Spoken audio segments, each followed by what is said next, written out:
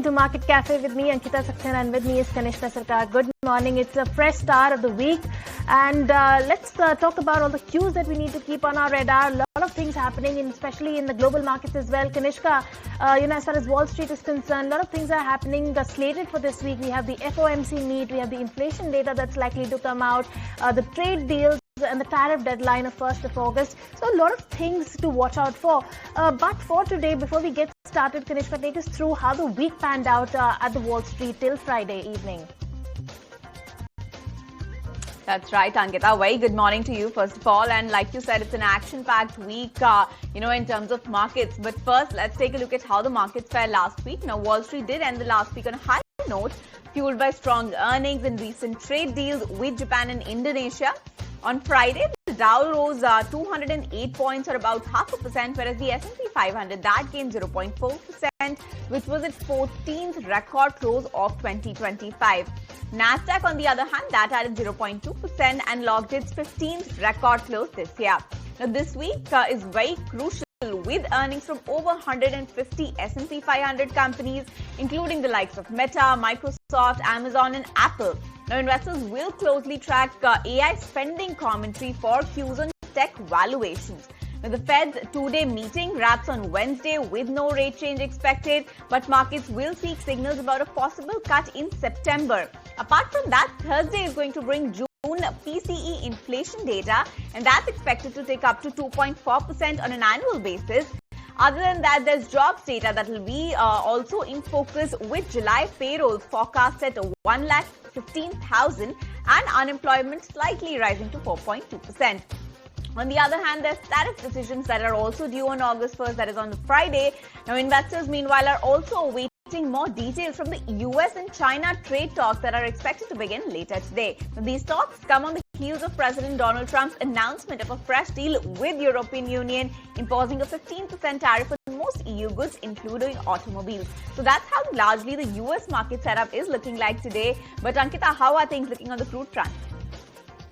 Absolutely. Let's talk about the crude and how, where the crude is perched at. If you look at the oil prices, now oil prices have eased on Friday and settled, at a 3-week low, as traders are worried about the negative economic news from the China and the US, deal that will come through, or the growing supply concerns as far as the China and US are concerned. Losses were limited by the optimism of the US trade deals. That could perhaps boost the global economic growth and oil demand in the future. Now, Brent crude futures fell almost 74 odd cents to, or 1.1%, to settle in at $68.44 a barrel, while the WTI fell 87 cents or 1.3% to settle in at $65.16 a barrel. Now, those were the lowest settlement levels for the Brent since July the 4th and WTI since 30th June. Now, for the week, Brent was down about 1%, with WTI down almost 3%. Now, the US is preparing to allow partners like Venezuela state-run PDVSA, starting with US oil major Chevron, to operate with limitations in the sanctioned nation. That is what the word coming in from the sources. But this could really boost Venezuelan oil exports by a little more than 2 lakh barrels per day. The US refiners would welcome this, and as it would ease the tightness in the heavier crude market. That is the word coming in as far as the oil is concerned. But the oil prices net have moderated, have come off their highs. In fact, last week we did see, like I mentioned, cuts of almost 1 to 3 odd percent on Brent and WTI respectively. All right, so that's how crude is looking. But let's also shift focus and take a look how our Indian markets fared last week. Now, it was a week of tepid trade on Dalal Street, both on a weekly move and on Friday as well. In fact, let's go to Snehi to get us a roundup of all the market action last week.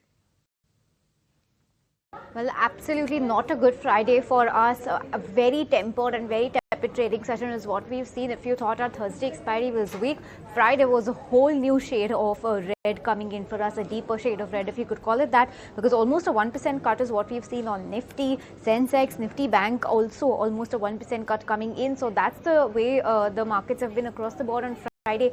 But even further cuts coming in on the broader end of the market, because almost a 1.5% cut is what we saw in the mid-cap end, and Nifty small cap 100 was lower by about 2%. Still, there was some optimism in the market because of Cipla up almost 4% on the back of good set of numbers coming in, good commentary from the management. SBI Life, Apollo Hospital, Dr. Reddy, HDFC Life and Sun Pharma to some extent managed to hold on to the green, but that's the only group of stocks from the Nifty that closed in the green, because you had names like Bajaj Finance on the back of weak management commentary coming in and brokerage cuts. That was lower by 4.5%. Shriram Finance, the numbers did not manage to pull up the stock from the day's low, followed by Bajaj Auto, IndusInd Bank, Infosys, Bajaj Finserv, Power Grid and Nestle. So these were all the stocks that were ailing in Friday's trading session. Sectorally, because of Cipla's outperformance, Pharma was the only sector that managed to close in the green. That also supported by Torrent Pharma because of a big Investec brokerage upgrade coming in on the stock to buy from a sell rating earlier. But other than that, you had Nifty Energy, that was the big sectoral loser, followed by PSU banks, metals, auto, IT, realty, bank and FMCG. All of these sectors have closed in the red. So it's been absolutely tepid for us on Friday as well as over the course of the week gone by, and all eyes are going to be whether the new week can bring any up move in the Nifty for us.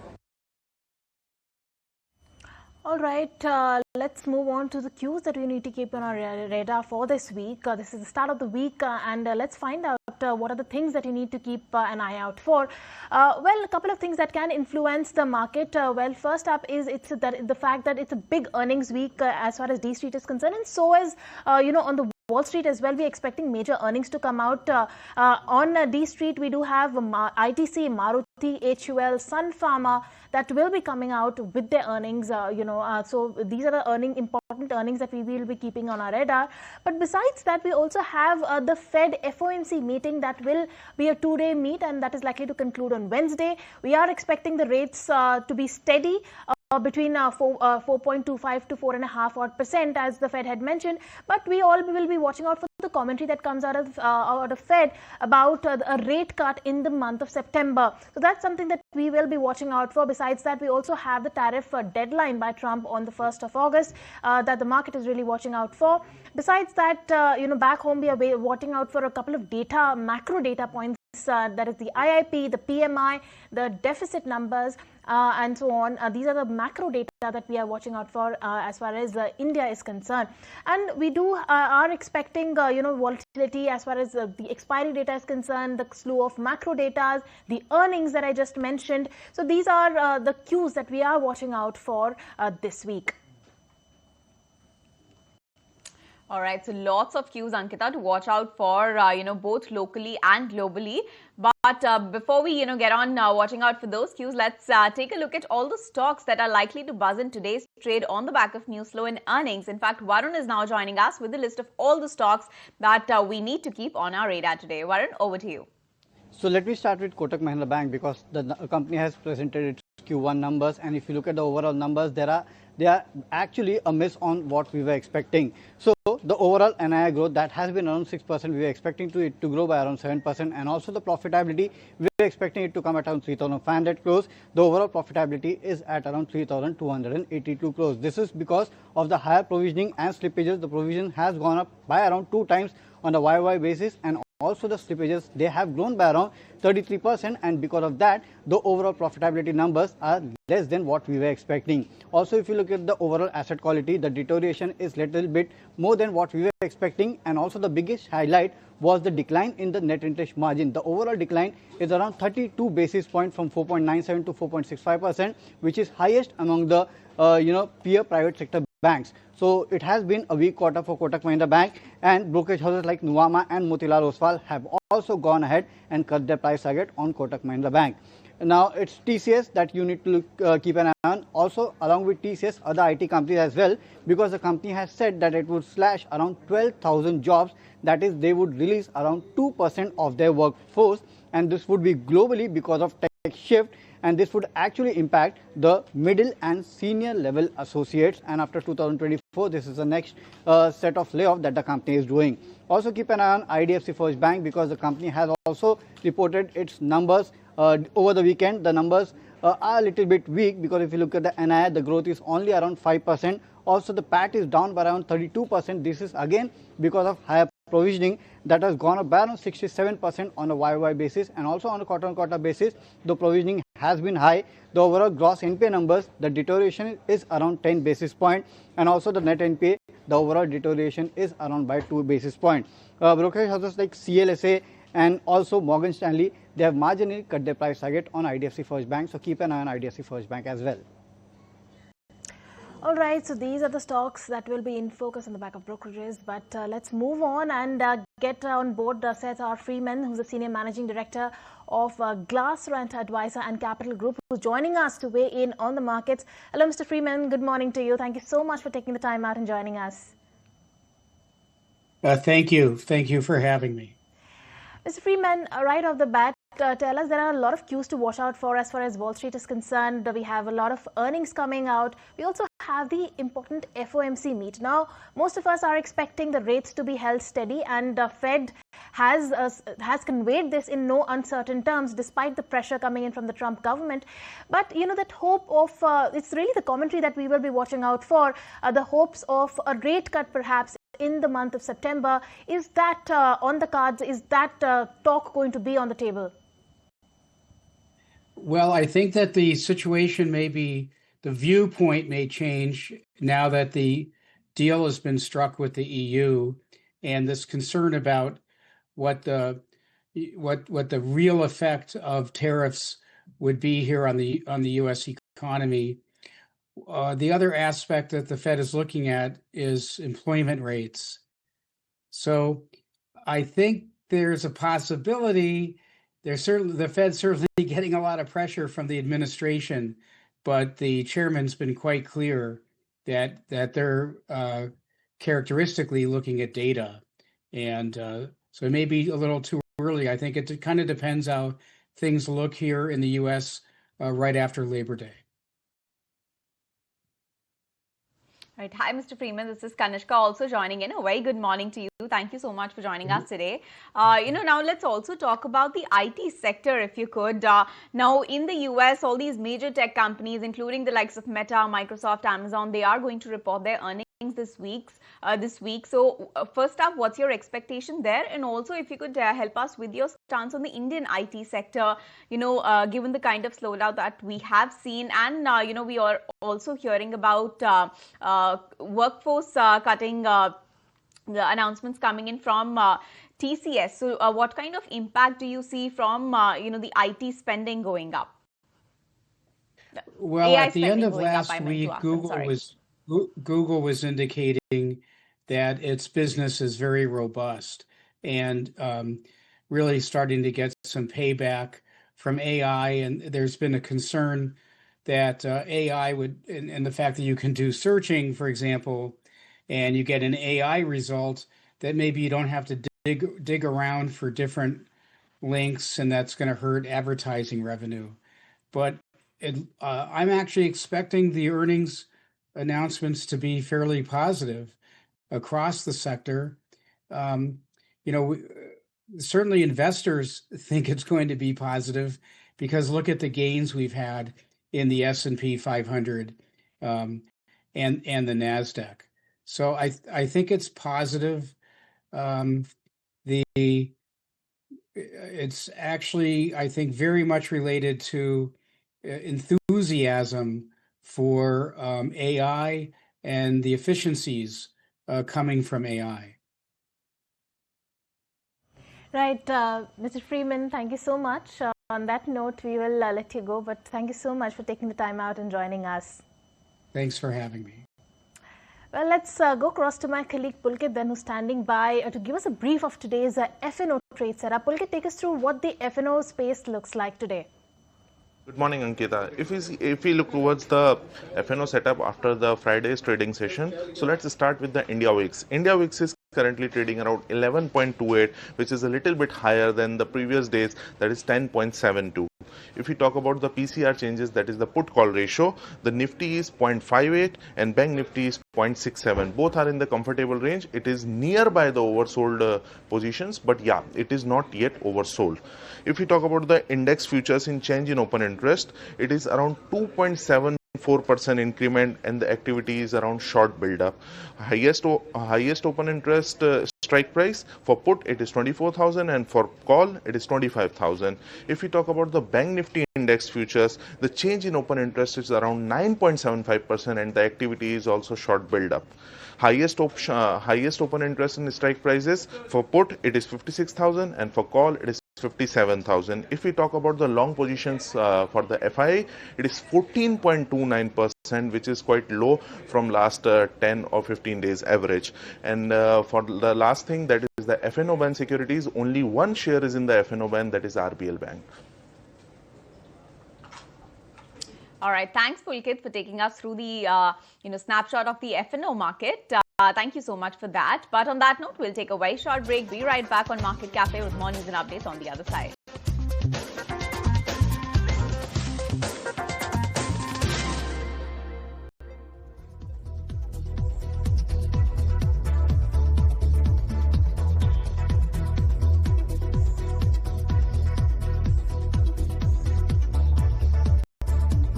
These layoffs. Over to you, Sumita. TCS will be releasing about 2% of its workforce. That essentially translates to slashing 12,000 jobs at least. This is something that the company has mentioned in a statement that it released to ET Now, besides, of course, mentioning that it is investing in new technology, AI deployment, and next-gen infrastructure. It states that it is on a journey to become a future-ready organization, and as part of that journey, it will be releasing associates from the organization whose deployment may not be feasible. And this will happen primarily in the middle and senior grade levels over the course of the next 1 year. Meanwhile, the company is undertaking reskilling, redeployment initiatives for its existing employees, and it assures that there will be no impact on client service delivery.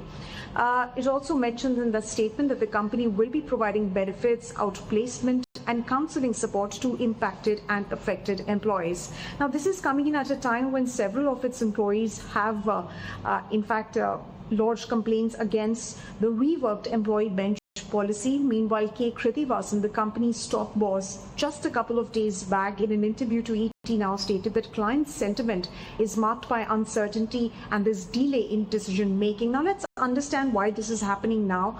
Well, since 2022 onwards, economies worldwide have been facing stubbornly high inflation. Global supply chain concerns are over there, and of course, there are geopolitical tensions galore, and which is why efficiency and lean operations have become quite the norm, and they have become central executive priorities as investors are demanding sustainable growth rather than hyper growth models. Now, overall, the IT services sector's cumulative revenue is to the tune of $283 billion plus, and now that since TCS is undertaking this exercise, remains to be seen whether other companies will follow suit or not. All right, thanks Sumita for taking us through those details. But let's also take a look at the historical trends for TCS and other majors, that is the tech majors within India and globally, how they have done when it comes to hiring. Pulkit, take us through the trends. Good morning, Kanishka. So if we talk about the global trend, but before we move to the global trend, let's see one more important thing about the TCS. My friend Sumita clearly explained very well about the recent news. But if we focus in the FY24, TCS did the reduction of around 13,200 employees, which was around 2.2%. This time just the news has come before the layoff, so that's why it is creating a big buzz. But they have already done it in FY24 as well. Now let's move towards the global companies, what they are doing related to the layoffs. So if we talk about Intel, they already announced the cut of around 24,000 jobs. If we talk about the Microsoft, they have also announced around 9,000 job cuts. For Meta, they have also announced around 3,600 job cuts. For IBM also, they have also laid off around 8,000 workers, but most of them were from HR or the customer support side, because this kind of work can be done by the AI agents as well. So company has informed regarding this. For the Indian companies, what they are doing, if we talk about the Infosys, they have clearly said in the recent management call that they are open to hire other employees if the project needs it. If we talk about LTI Mindtree, they are also open to hire some other employees if the projects demand. If we talk about the Wipro is also shaping up new hiring trends, and they are more focusing on the fresher hiring. So basically this kind of layoff that has come with the TCS, it is morely on the senior level, not from the junior level. So no need to worry much about it, because they have already done it in FY24 as well. Let's move on then from TCS to my colleague Anurag Shah, catching up with the Commerce Minister Piyush Goyal post the historic FTA deal signing between India and UK. Let's go across and listen in to that excerpt and what the Commerce Minister had to say on the ongoing US trade deal with India. Very clearly, this reflects the growing strength of India. Prime Minister Narendra Modi over the last 11 years has, on the one hand, strengthened India's economy from a fragile 5 to the top 5, and by 2027 we will be the world's third largest GDP. What are the now positive hopes for the US trade agreement going ahead? What are the means we can assume going ahead there the positive sentiment, positive hints you are giving to all over the country? India today negotiates from a position of strength, from a position of confidence. हमारा आत्मविश्वास निरंतर हमें अच्छे free trade agreement या करार करने के लिए प्रोत्साहित करता है. आपने देखा हमने सब विकसित देशों के साथ किया है, आगे भी, चाहे वो न्यूजीलैंड हो, चाहे वो ओमान हो, चाहे वो यूनाइटेड स्टेट्स हो, या 27 देशों का यूरोपियन यूनियन का समूह. भारत अब हमारे करार बड़े सोची समझी रणनीति के साथ करते हैं.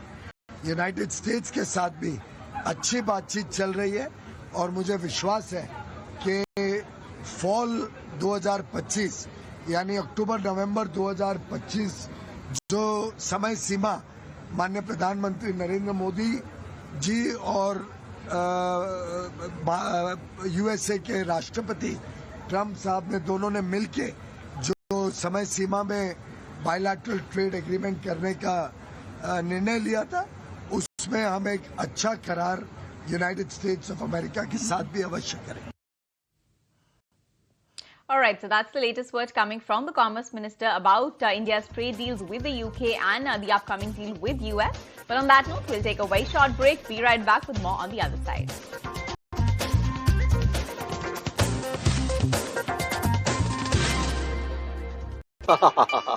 मॉनसून आएगा तो बारिश बरसेगी और हुंडई शोरूम आओगे तो डील्स बरसेगी. वैसे लोग तो हुंडई चाहे दिल की सुनो या डील्स की. When the stakes are high and the answers are elusive, there's one voice unafraid to challenge the status quo. At 8 p.m. Supreme Court is all set to hear a plea on whether BS6 compliant vehicles in Delhi NCR should be treated the same way as BS4 ones, with an end-of-life cap of 15 years for petrol and 10 years for diesel variants. Moving on to sports, with the help of Washington Sundar Ravindra Jadeja and the Shubman Gill century in the second innings, India was pulled off an unlikely draw in the fourth test match in Manchester on Sunday, while Shubman Gill became only third Indian batter after Sunil Gavaskar and Yashasvi Jaiswal to score 700 runs and more in the test series. And Donald Trump has clinched what he's calling the biggest deal of all with European Union. Just ahead of the tariff deadline this week, the US will now impose a 15% tariff on most European goods, including cars, dodging Trump's earlier 30% threat. In return, the EU promises to buy $750 billion worth of US energy and inject $600 billion in fresh investment into the American economy. Some sectors like aircraft parts and pharmaceuticals are exempt from tariffs. During the press briefing, European Commission President Ursula von der Leyen called Trump a tough negotiator, while Trump lauded the deal terms. We are agreeing that the tariff straight across for automobiles and everything else will be a straight across tariff of 15%. I think it's great that we made a deal today instead of playing games and maybe not making a deal at all. I think it's, I'm going to let you say, but I think it's the biggest deal ever made. It's 15% tariffs across the board, all inclusive. The investments Mr. President just described, that going to go to the United States and the purchases over there. Indeed, basically the European market is open. It's 450 million people. So it's a good deal. It's a huge deal. Yeah. Was tough negotiations. I knew it at the beginning, and it was indeed very tough, but we came to good conclusions for both sides.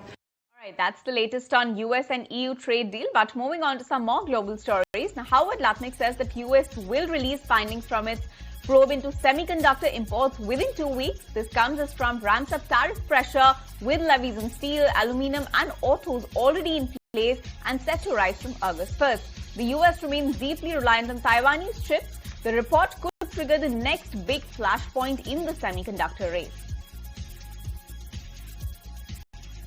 Meanwhile, Samsung Electronics has signed a $16.5 billion chip supply contract in a bid to compete in a race that is heating up. However, it has not disclosed the name of the counterparty to protect trade secrets. The electronic giant is set to deliver earnings on Thursday and expects its second quarter profits to more than half. And tariff talks between the US and China are resuming as both sides aim to extend their trade truce, while Trump has claimed deals with Japan, Vietnam, EU. China is holding its ground. Its dominance in the rare earth minerals vital to US defense and auto industries gives it powerful leverage. Reports suggest the trade deadline could be extended by another 3 months. US Treasury Secretary Scott Bessent and Chinese Vice Premier are meeting in Stockholm later today. And the US-China tech race is entering a new phase just days after US unveiled its AI action plan. China has launched its own global roadmap calling for international cooperation and proposing a global AI cooperation body. Announced by Premier Li Qiang at the Shanghai's World AI Conference, China is pushing an AI plus strategy to integrate AI across sectors, especially in the global south. Moving on, amid major flip-flop post-political upheaval in Japan, Prime Minister Ishiba is now denying exit rumors, declaring his intention to remain in office despite mounting pressure from within ruling Liberal Democratic Party. In fact, in an interview, he emphasized that he intends to devote himself to the people and to the future of the country.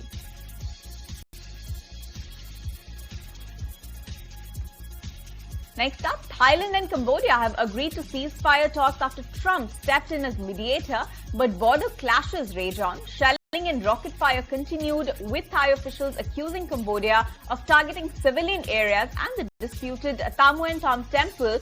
Cambodia, in turn, blames Thailand for the flare-up. Now, Thai commanders say battlefield operations will not pause unless Cambodia formally opens negotiations. To make a trade deal unless you settle the war. A lot of people are killed, you know that, in a short period of time. The border, they're fighting pretty like wild.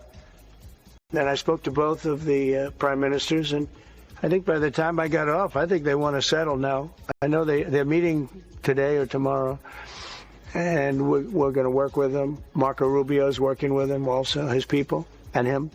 I think we're going to get that. That would be a great thing. But that would have turned out to be a bad one. And I will tell you, India and Pakistan, they were really getting ready to go at it.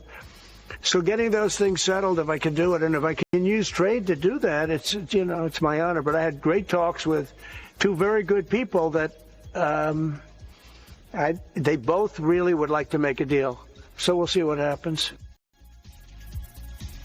Right, moving on then from the tariff deal to what's happening really as far as the movie front is concerned. It's been a double blockbuster weekend for Warner Brothers Discovery as Superman and Apple's F1 both crossed the $500 million mark at the global box office. Superman is the first film under DC Studios' new leadership, and that has hit $102 million in just 2 weeks, powering James Gunn's big screen reboot.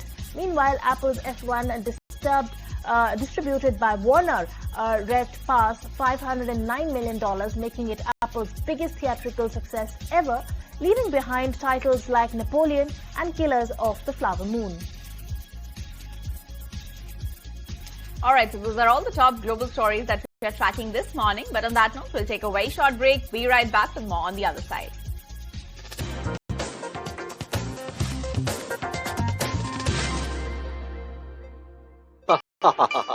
Monsoon आएगा तो बारिश बरसेगी और Hyundai showroom आओगे तो deals बरसेगी। वैसे लोगे तो Hyundai, चाहे दिल की सुनो या डील्स की। When the stakes are high and the answers are elusive, there's one voice unafraid to challenge the status quo. At 8 p.m., I am not here to sugarcoat the truth. I am here to ask the hard questions. Degrowth has been around 47.5%. We are expecting the profit to come at around 3,500. The overall profitability of the company that has come at around 3,282 crores. Also, the provisioning has gone up for the company by around 2 times on a year-on-year basis, and slippages have also gone up for the company by around 33% on a YY basis. And if you look overall, asset quality has deteriorated more than what we were expecting, and also the net interest margin decline has been 32 basis points, which was higher than what we were expecting. The company has said that there was pressure in the overall MFI and retail CU space, because of which the overall credit cost of the company has also gone up, although they are seeing a peak in the overall MFI business. There are brokerage houses like Nuvama and Motilal Oswal who have actually gone ahead and cut the price target on this bank. Now Nuvama has a hold call with a price target of 2020. They have cut from 2350 to 2020. They say that the overall NIM and credit cost is a big disappointment, and there is a sharp fall in NIMs. Also, the fee income for the bank has slowed, and they are cutting the overall EPS estimate by 7 to 8% for FY26 and FY27. Also, Motilal has a buy call, but they have cut their price target from 2,500 to 2,400. They say that the asset quality stress overall dents the margin for the company, the earnings for the company, and they have also cut their earnings estimate by 3.5 to 1.4% for FY26 and FY27. So it's been a weak quarter, it's been a missed quarter for Kotak Mahindra Bank, and there are several brokerage houses who have gone ahead and cut their earnings estimate and also price target on Kotak Mahindra Bank. Kotak Mahindra Bank, then we also caught up with Aditya Shah, founder Hercules, advisors to decode the numbers. Let's listen into what he had to say about the margins and the deposit rate cut. Margins will get deteriorated as interest rate cuts are passed on sharply to the borrowers, and deposit rate cut deposit rate cut is slowly passed on. So from my perspective, this is a temporary phenomenon. Also, 5% was never sustainable, and somewhere between 4.5% and 5% was sustainable. But I don't think that is a major problem. The major problem continues to remain the asset quality. All right, so that's the expert view coming in, but we also caught up with the management of the company during the earnings press conference, where the Kotak Bank's management shared their outlook on loan book growth, credit costs and deposit mobilization. Let's go across and listen in. Closer to 2 times normal GDP growth, and that's what we kind of try and peg to. That's more of a risk appetite statement to make sure that we're not taking too much risk, nor are we leaving anything off the table. And that's how we continue to think about loan growth and asset growth at Kotak. Talking about the bottom line, even if we take 3250 as base, keeping the one-off in mind, it has been largely flat. So which were the misses apart from the one you have already highlighted, and which were the levers where the contribution was there? And more than that, where do you think will be pockets of growth in the coming quarters? So let me take the question on that. I think clearly there are 3 parts, right?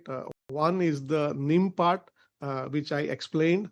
It is a question of the 60% of the book getting impacted upfront, with the cost benefit coming over a period of time as the deposit reprices. So that's the first impact. I think the second impact is in the fee line, where there has been a slower growth as we restart our 811 and the credit card businesses.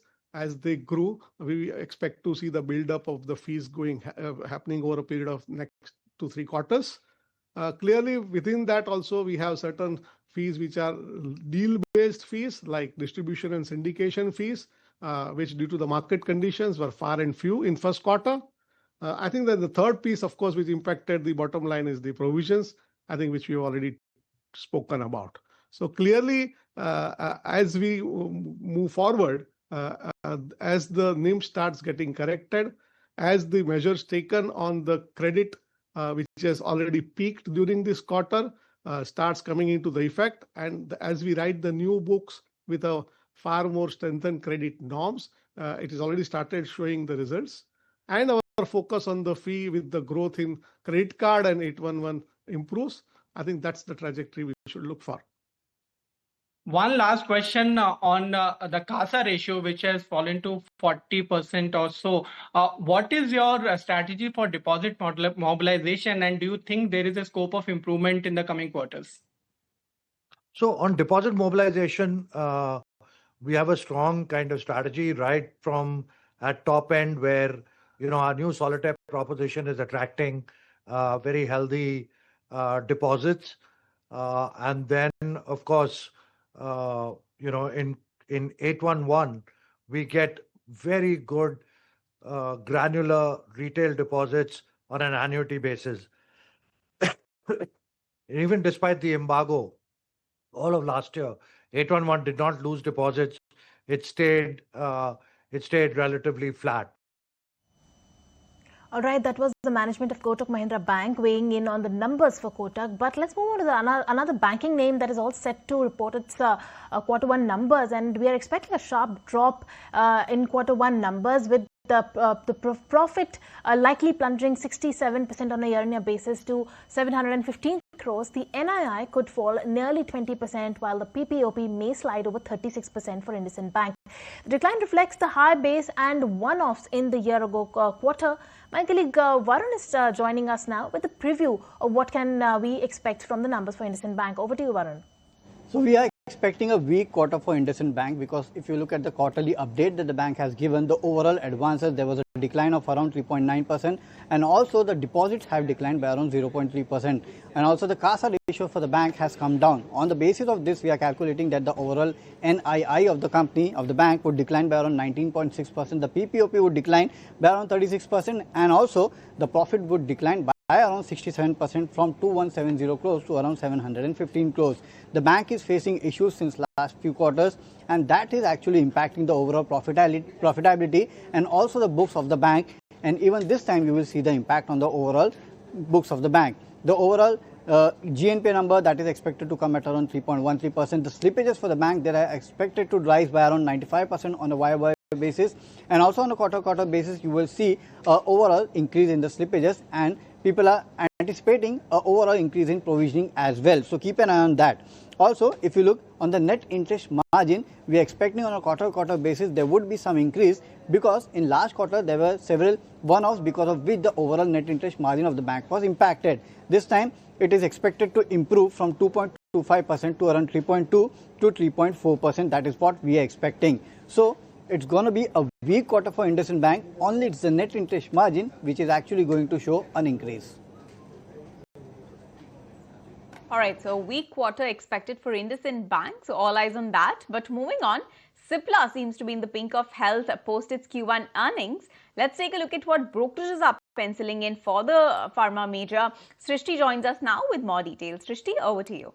Well, yes, back on Friday itself, we have highlighted that for Cipla, the margins were the key to watch out for. And yes, the company did manage to surprise on the margin front, and especially the gross margins. And that's what the brokerages are liking at this point in time. Firstly, when we talk about Nuvama, then they do retain their hold rating, but have increased the target price to 1651 rupees versus 1620 earlier. What they're saying that the superior execution drives the margin beat. The revenues in line, margins still impressive, adjusting for Revlimid. The gross margins were quite robust, and along with that, the commentary related to the US sales, and Cipla is aiming to achieve $1 billion of sales by FY27. That's quite encouraging. And along with that, some of the new launches and commentary related to the upcoming launch of Abraxane and some of the other launches that the Cipla is planning in the times ahead remains quite positive at this point in time. Other than that, even Antic has maintained their buy rating, revised the target price to 1875 versus 1760 rupees earlier. The US pipeline momentum is what they are highlighting. On the inhalation pipeline, the management has guided that Adware is closer to commercialization in FY26, and they have largely maintained their FY26 and 27 EPS estimates, and they'll roll forward their EPS estimate going ahead. So on the back of this particular brokerages and the target of Great Cipla will be in focus. All right, a lot of counters to watch out for in today's trading session. But with that, it's a wrap on this edition of Market Cafe. Kanishka and I will take a leave. Thank you so much for tuning in.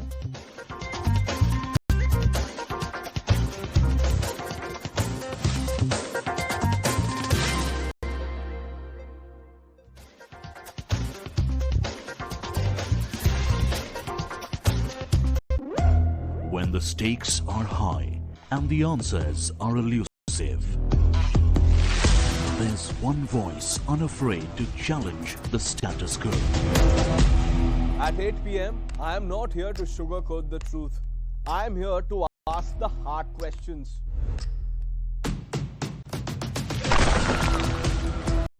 Because when others play it safe, I go straight to the heart of the matter. It's not about left or right. It's about what's right for India. It's about